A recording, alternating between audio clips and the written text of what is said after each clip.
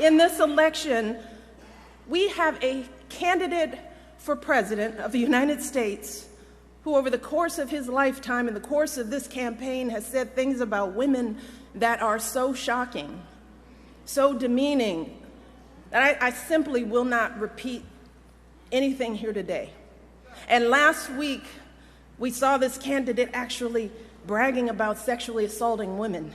And I can't believe that I'm saying that a candidate for president of the United States has bragged about sexually assaulting women.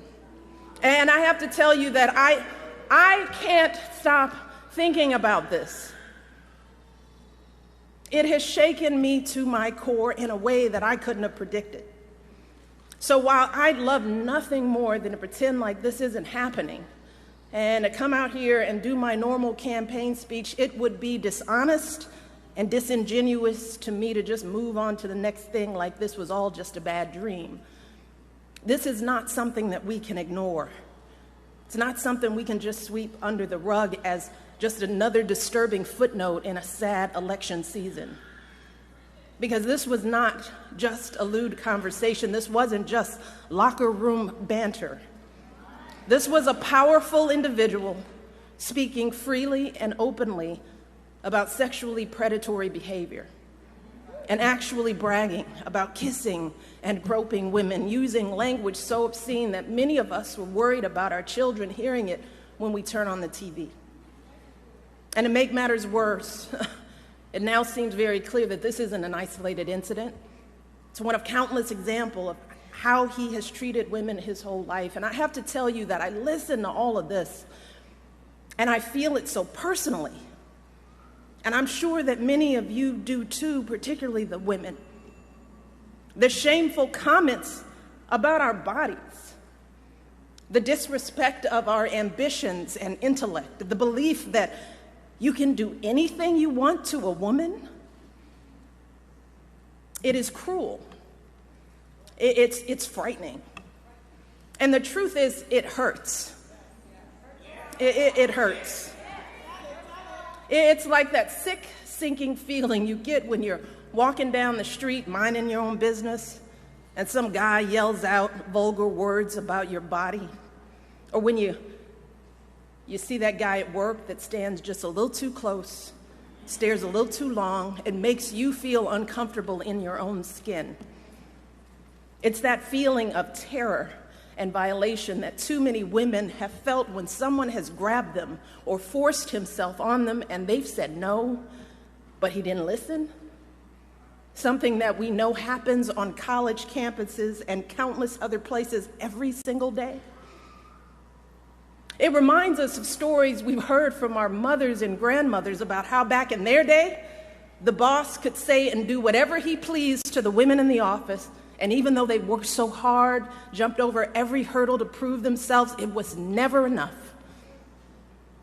We thought all of that was ancient history, didn't we? And so many have worked for so many years to end this kind of violence and abuse and disrespect, but here we are in 2016, and we're hearing these exact same things every day on the campaign trail. We are drowning in it. And all of us are doing what women have always done. We're trying to keep our heads above water, just trying to get through it, trying to pretend like this doesn't really bother us. Maybe because we think that admitting how much it hurts makes us as women look weak. Maybe we're afraid to be that vulnerable. Maybe we've grown accustomed to swallowing these emotions and staying quiet because we've seen that people often won't take our word over his. Or maybe we don't want to believe that there are still people out there who think so little of us as women. Too many are treating this as just another day's headline, as if our outrage is overblown or unwarranted, as if this is normal, just politics as usual. But New Hampshire, be clear. This is not normal. This is not politics as usual.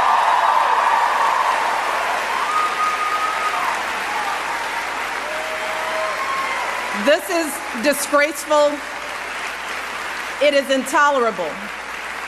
And it doesn't matter what party you belong to, Democrat, Republican, Independent, no woman deserves to be treated this way. None of us deserves this kind of abuse.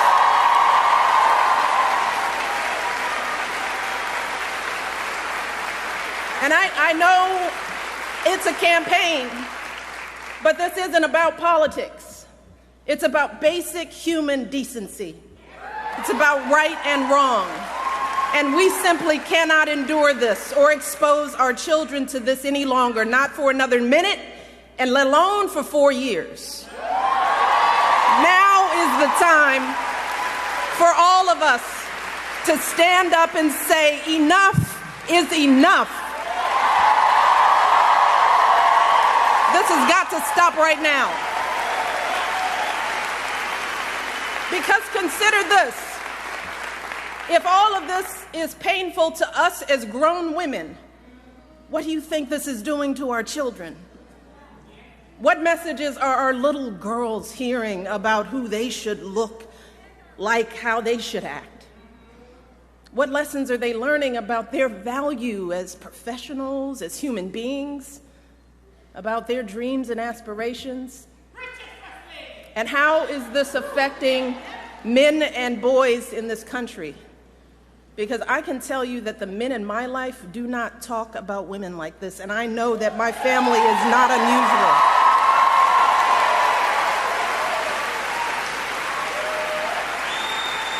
And to dismiss this as everyday locker room talk is an insult to decent men everywhere.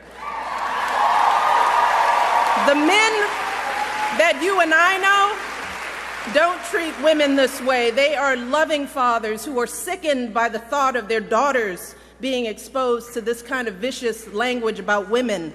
They are husbands and brothers and sons who don't tolerate women being treated and demeaned and disrespected. And like us, these men are worried about the impact this election is having on our boys who are looking for role models of what it means to be a man. In fact, someone recently told me a story about their 6-year-old son who one day was watching the news. They were watching the news together, and the little boy out of the blue said, "I think Hillary Clinton will be president." And his mom said, "Well, why do you say that?" And this little 6-year-old said, "Because the other guy called someone a piggy." And he said, "You cannot be president if you call someone a piggy." So even a 6-year-old knows better. A 6-year-old knows that this is not how adults behave. This is not how decent human beings behave. And this is certainly not how someone who wants to be president of the United States behaves. Because let's be very clear, strong men, men who are truly role models, don't need to put down women to make themselves feel powerful. People who are truly strong lift others up.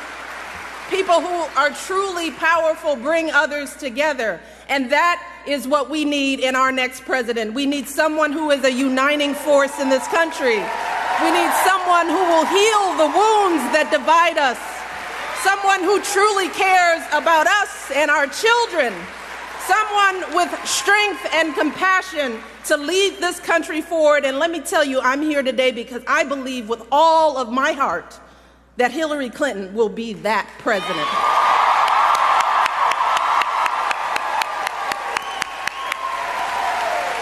See, we know that Hillary's the right person for the job because we've seen her character and commitment, not just in this campaign, but over the course of her entire life. The fact is that Hillary embodies so many of the values that we try so hard to teach our young people.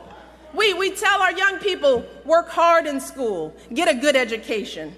We encourage them to use that education to help others, which is exactly what Hillary did with her college and law degrees, advocating for kids with disabilities, fighting for children's health care as First Lady, affordable child care in the Senate, We teach our kids the value of being a team player, which is what Hillary exemplified when she lost the 2008 election and actually agreed to work for her opponent as our Secretary of State, earning sky-high approval ratings, serving her country once again. We also teach our kids that you don't take shortcuts in life, and you strive for meaningful success in whatever job you do. Well, Hillary has been a lawyer, a law professor, First Lady of Arkansas, First Lady of the United States, a U.S. Senator, Secretary of State, and she has been successful in every role, gaining more experience and exposure to the presidency than any candidate in our lifetime. More than Barack, more than Bill, and yes, she happens to be a woman.